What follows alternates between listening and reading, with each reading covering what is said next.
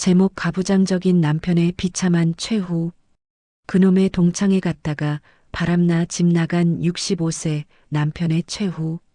황혼이혼, 바람난 남편, 노후 배신, 생활비 갈등이 네 가지가 한 번에 터지면 어떤 결말이 기다리고 있을까요?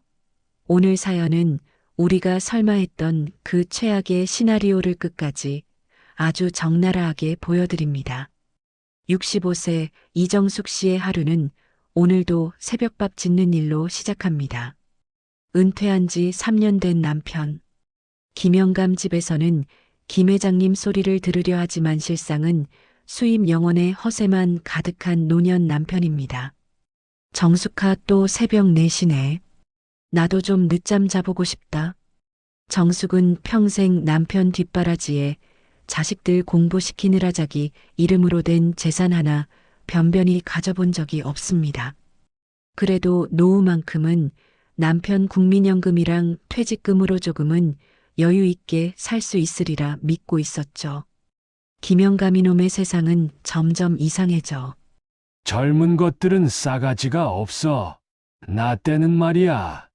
내가 회사에서 어떤 사람이었는지 알아? 정숙 알지. 수십 번을 들었어. 밥이나 드셔, 김 회장님.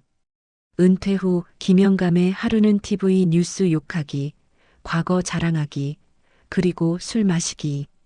반면 정숙의 하루는 시장 가서 제일 싼 채소 고르고 전기세 아끼느라 불 하나 더 끄기 바쁜 날들의 연속입니다.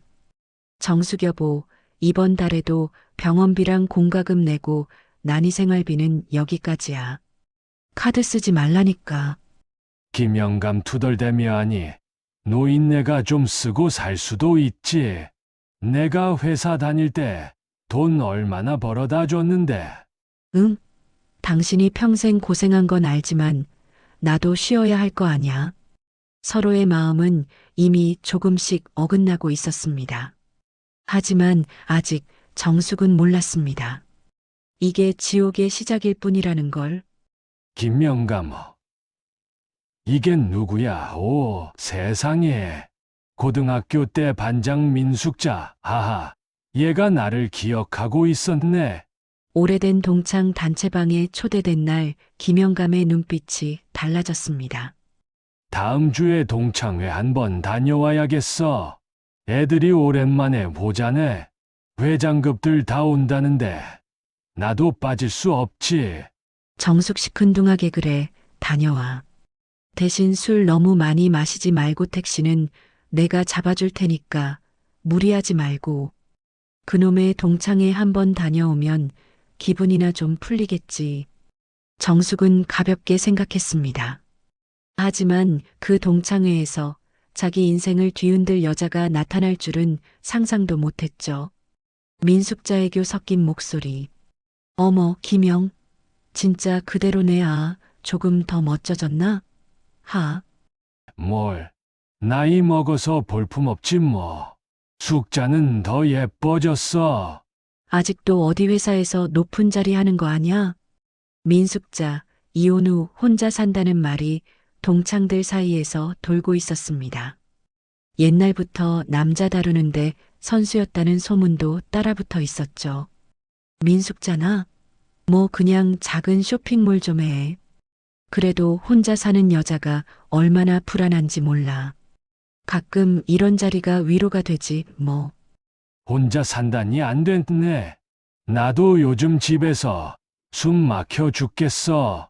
애들도 자기 살기 바쁘고 마누라는 잔소리만 늘어가고 내가 집에서 투명 인간이야. 투명 인간. 능력 있는 남자 옆에서 살면 나는 절대 투명 인간 안 만들 텐데. 그 한마디에 김영감의 65년 인생이 뒤틀리기 시작했습니다. 또 늦었네 여보. 오늘도 동창들이랑 있었어? 그래, 왜? 나라고 사람 좀 만나면 안 됐냐? 당신은 평생 나 한 번 제대로 존중해 본 적이 있어? 정숙 당황하니 그게 아니라 요즘 지출이 너무 많아서 그래. 통장의 잔고가 자꾸 줄어들어서. 잔고, 당신은 평생 돈 걱정. 애 걱정뿐이야. 난 사람 대접은 한 번이라도 받아봤냐고. 그날 이후 김영감은 점점 늦게 들어오기 시작했습니다. 정숙의 눈치를 보던 소비도 이제는 대놓고 카드 긁는 소리로 바뀌었습니다. 왜 이래 생활비 통장이 마이너스잖아. 이건 내가 손도 안 댔는데. 정숙의 심장이 쿵 내려앉았습니다. 40년 동안 알뜰하게 모은 생활비 매달 남편. 국민연금에서 조금씩 돌려받던 돈까지 어느새 도둑 맞은 듯 사라지고 있었습니다. 정숙은 떨리는 손으로 남편에게 전화를 걸지만 남편은 받지 않습니다. 그리고 다음 날 새벽 집에 들어온 남편은 짐을 싸고 있었습니다. 여보, 그게 다 뭐야? 왜 캐리어까지 꺼내? 나갈 거야. 당신이랑은 더 이상 못 살겠어. 뭐라고? 갑자기 그게 무슨 말이야? 생활비 통장은 왜 마이너스가 났는지부터 말해. 내가 번 돈이야. 내 마음대로 쓰겠다는데 왜 그 돈으로 나 좀 사람답게 살려고 했어. 당신은 평생 나를 존중한 적이 없잖아. 돈? 그 돈으로 누가 밥하고 빨래하고 애들 키웠는데? 네. 청춘, 내 허리, 내 손마디는 공짜였어? 나 숙자랑 같이 살 거야. 나를 남자로 봐주는 사람은 이제 그 여자뿐이야. 그 말을 남기고 김영감은 현관문을 쾅 닫고 나갔습니다. 정숙의 생활비 통장, 비상금 심지어 그가 몰래 넣어두었던 마이너스 대출까지 모두 민숙자에게 갖다 바친 후였죠. 그래, 나이 들어서 바람 한번 피울 수도 있겠지. 그런데 우리 노후까지 통째로 털어간 건 이건 그냥 외도가 아니야. 내 인생에 대한 살인이야. 정숙의 마음속에는 분노와 절망이 동시에 끌어올랐습니다. 그리고 그날 밤 정숙은 결심합니다. 저 사람에게 내 남은 인생을 더 이상 쓰지 않겠다. 이정숙 씨 지금 상황이면 재산 분할과 위자료 청구 둘 다 가능합니다. 특히 생활비 계좌를 허락 없이 탕진한 부분, 이건 명백한 재정적 배신이자 노후 파괴입니다. 남편이 바람핀 것보다 제가 평생 모은 돈을 몰래 빼간 게 더 용서가 안 돼요. 절 믿고 자란 자식들한테도 내가 무능한 엄마로 남을까봐 그게 더 두려워요. 이건 단지 이혼 소송이 아니라 이정숙 씨 인생 이막을 위한 정리 작업입니다. 끝내시죠, 깔끔하게. 정숙은 떨리는 손으로 이혼 소장에 도장을 찍었습니다. 서류 위에 떨어지는 눈물은 40년 결혼 생활이 무너지는 소리 같았습니다. 나 요즘 너무 행복해. 젊은 남자들은 속만 비고 의리도 없는데 형은 듬직하고 믿음. 가고 그리고 제일 고마운 건 형이 나한테 이렇게 아낌없이 쓰는 거야. 돈이 뭐야? 내 평생 번 돈, 이제 내가 쓰겠다는데. 숙자가 웃어주면 그게 제일 큰 행복이지. 김영감의 지갑은 빠른 속도로 텅 비어가고 있었습니다. 민숙자는 매일같이 새로운 옷, 가방, 여행을 요구했고 김영감은 그 요구를 맞추기 위해 마이너스 통장까지도 돌리기 시작했습니다. 이거 진짜 귀한 우표야. 예전에 투자해 둔 건데 이거 나중에 값이 폭등할 거야. 우린 부자 되는 거지, 하. 우표 같은 걸로도 돈을 벌 수가 있어?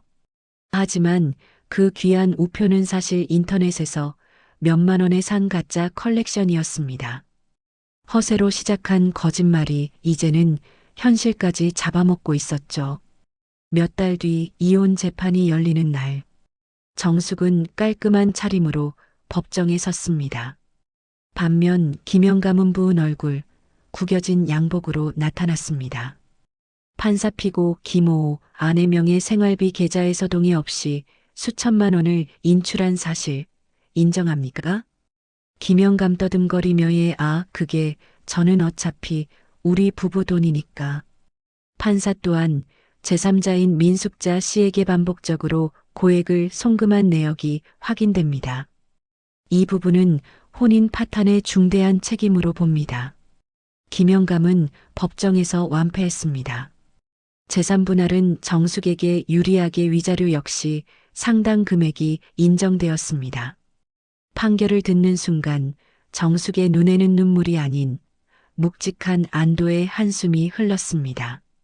정숙 속으로 그래, 이제 정말 끝이구나. 이제부턴 나만 위해서 살아보자. 오래된 미싱. 현실은 냉정했습니다. 남편의 빚과 마이너스 통장 때문에 정숙이 손에 쥔 돈은 생각보다 많지 않았죠. 그때 정숙의 눈에 들어온 것은 창고 구석에 쌓여있던 오래된 미싱 한 대였습니다. 너 아직도 돌아가려나? 40년 전 애들 어린이집 보내고 남는 시간에 동네 부인들 옷 수선해주던 그 손맛이 조금씩 되살아나기 시작했습니다. 땀 한 땀 다시 꿰매볼까? 남편 옷이 아니라 이제는 내 인생을. 정숙은 거실 한켠에 작은 간판을 내걸었습니다. 정숙이 정숙 수선실 이름 괜찮네? 동네 아주머니 일아줌마 여기 바지 허리 좀 줄여줄 수 있어요? 요즘 살이 빠져서 헐렁해졌네. 정숙 그럼요, 맡기고 가세요. 내일 오후까지 해드릴게요. 동네 아주머니 이 가방 끈이 끊어졌는데 딱 버리자니 아깝고 살리면 쓸 수 있을까요? 이건 살려야죠. 색깔 맞는 가죽 조각 있으니까 예쁘게 리폼해 볼게요. 입소문은 생각보다 빨랐습니다. 정숙의 꼼꼼한 솜씨와 따뜻한 말 한마디에 동네 사람들은 하나, 둘, 이정숙 수선실을 찾아오기 시작했습니다. 수선실 구석에는 항상 할머니, 할아버지들이 모여 옛날 이야기들을 풀어놓았고 정숙은 그 이야기를 들으며 조용히 바늘을 들었습니다. 남편이 바람나서 집 나갔다고요? 그래도 선생님, 아직 늦지 않으셨어요. 우리가 우리 인생을 다시 꿰매면 되죠, 뭐. 어느새 정숙은 수선 장인이자 시니어 인생 멘토가 되어가고 있었습니다. 우리 여기까지 하자. 뭐라고? 내가 뭘 잘못했길래? 돈이 떨어졌어. 카드도 한도 꽉 찼고 당신 우표 컬렉션? 감정 받아보니까 전부 가짜래. 나 더 이상 당신이랑 있으면 손해야. 잠깐만. 나 다시 일해볼게. 친구들한테 빌려서라도. 이제 당신 주변에 돈 빌려줄 사람도 없어. 그리고 솔직히 나보다 15살이나 많은 남자랑 더 오래 살고 싶은 여자가 어딨겠어? 그 말과 함께 문이 닫히는 순간 김영감은 자신이 철저히 소모품이었다는 사실을 깨달았습니다. 손에는 허세뿐 통장에는 마이너스뿐이었습니다. 친구들도 하나 둘 연락을 끊었고 갈 곳이 없어진 김영감은 결국 시에서 운영하는 구호시설로 들어갑니다. 허름한 침대 좁은 방에 3명씩 자야 하는 환경. 젊었을 때 나는 남들처럼 늙지 않을 거야라던 그 허세가 무너져 내리는 자리였습니다. 왜 그랬을까? 돈 몇 푼에 눈이 멀어서 평생 날 믿어준 사람을 버리다니. TV에서 우연히 지역 뉴스가 나오는 날 김영감은 자신의 눈을 의심했습니다. 앵커 다음 소식입니다. 은퇴 후 재봉 기술로 인생 2막을 연희 정숙 수선실이 시니어 여성 자립의 성공 사례로 주목받고 있습니다. 화면 속 정숙의 인터뷰 목소리 제 손으로 벌어먹고 산다는 게 이렇게 기쁠 줄 몰랐어요. 남편 뒤에 가려있던 과거와는 이별했습니다. 이제 제 인생은 내 이름으로 사는 인생이에요. 저게 정숙이라고? 초라한 구호시설의 침대 위에서 김영감은 처음으로 진짜 후회를 느꼈습니다. 비가 추적추적 내리는 오후 수선실 앞에 한 남자가 서성입니다. 초라하게 낡은 코트 술 냄새 대신 약 냄새가 섞인 기운. 그는 한참을 망설이다가 문을 엽니다. 정숙 어서 오세요. 손님? 정숙은 그를 보고 잠시 말을 잃었습니다. 볼이 패이고 흰 머리가 더 늘어난 김영감이 서 있었기 때문입니다. 김영감 떨리는 목소리 정수가 나야. 많이 변했지? 정숙 무표정 옷 수선하러 오셨어요? 번호표 뽑으시고 의자에 앉아 계세요. 정숙의 목소리는 차가웠습니다. 마치 낯선 손님을 대하듯 거리를 정확히 두고 있었습니다. 김영감 정수가 미안하다. 내가 다 잘못했어. 나 지금 구호시설에서 지내. 갈 데가 없어. 나 다시 집에 돌아가면 안 될까? 정숙 조용히 하지만 단호하게지? 당신이 팔아먹은 그 집. 말하는 거야? 당신이 민숙자한테 갖다 바친 우리 노후 내 청춘이 들어있던 그 집? 김영감 나 정말 후회해. 숙자한텐 버림받았어. 친구들도 다 떠났고 나한텐 이제 너뿐이야. 정숙 그래. 당신에겐 이제 나뿐이겠지. 하지만 나에겐 이제 당신 말고도 나를 찾아오는 사람이 많아. 정숙은 가게 한쪽을 가리켰습니다. 수선을 기다리며 차를 마시는 손님들, 자립을 배우러 온 시니어 여성들, 그리고 벽에 걸린 작은 상장들. 지역 여성 자립 공로상 시니어 창업 우수 사례. 그 모든 것들이 정숙이 혼자 힘으로 일군 삶의 증거였습니다. 정숙 여기까지 오는데 얼마나 걸린 줄 알아? 밤마다. 손가락이 굳어서 더 이상 바늘을 못 잡을까 봐 얼마나 무서웠는지 알아? 그래도 버텼어. 당신이 남긴 빚 때문에 울 시간도 없이. 김영감 눈물 흘리며 미안하다. 정말 미안하다. 내가 잘못했어. 한 번만 다시 시작해보자. 내가 나머지 인생 당신 위해서 살게. 병원 가라고 하면 가고 술 끊으라면 끊고 그냥 집에만 들여보내줘. 정숙 숨을 길게 쉬며 김영감. 정숙은 잠시 눈을 감았다 떴습니다. 이름을 부르는 목소리는 떨리지 않았습니다. 정숙 당신 내가 지금 무슨 서류를 준비해 둔지 알아? 김영감 멍하니 서류. 이혼 서류는 이미 끝났잖아. 정숙 이건 당신에 대한 접근금지 신청서야. 혹시라도 당신이 다시 찾아올까 봐 법적으로도 완전히 끊을 준비를 해뒀지. 김영감 충격적 접근금지. 정수가 그건 너무한 거 아니야?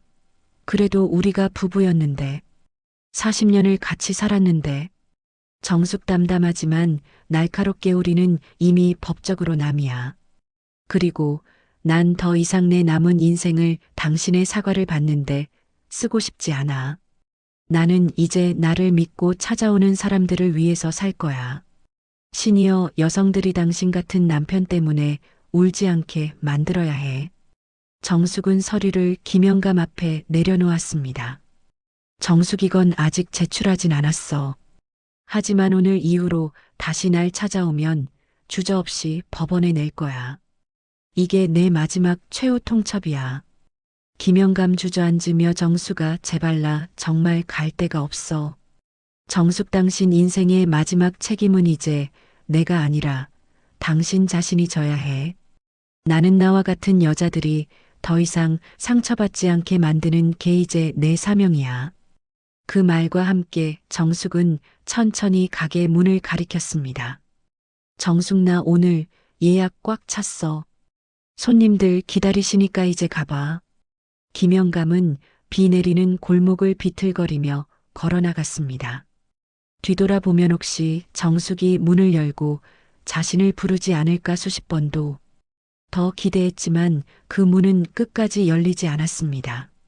문이 닫힌 후 정숙은 한참을 서 있다가 조용히 미싱 앞에 앉았습니다. 정숙 혼잣말 이젠 정말 끝났네. 수고했어, 정숙아. 잘 버텼어. 창밖에 비는 여전히 내리고 있었지만 정숙의 마음속엔 오랜만에 맑은 햇살이 비치고 있었습니다. 정숙 여러분 남편이 바람나고 노후 자금까지 통째로 털렸던 그때는 제 인생이 완전히 끝났다고 생각했습니다. 하지만 지금은 압니다. 진짜 마지막 은상대가 떠날 때가 아니라 내가 나 자신을 포기할 때라는 거요. 그러니 혹시 지금에도 재정적 배신, 생활비 갈등으로 고통받는 분이 계시다면 부탁드릴게요. 당신 인생의 가위는 절대 남이 쥐게 하지 마세요. 바늘도 실도 가위도 모두 당신 손에 다시 쥐세요. 그때부터가 진짜 인생 2막의 시작입니다. 오늘의 사연 어떠셨나요? 황혼이혼, 바람난 남편, 노후 배신. 어쩌면 여러분 주변에서도 조용히 진행되고 있을지 모르는 이야기입니다. 하지만 이 영상이 누군가에겐 작은 위로와 용기의 씨앗이 되기를 바랍니다. 영상이 마음에 드셨다면 좋아요와 구독, 알림 설정 꼭 부탁드립니다. 여러분의 한 번의 클릭이 더 많은 정숙 씨들에게 새로운 삶의 기회를 전해줄 수 있습니다. 다음 시간에도 가장 현실적이고 가장 통쾌한 역전극으로 찾아오겠습니다. 끝까지 시청해 주셔서 감사합니다.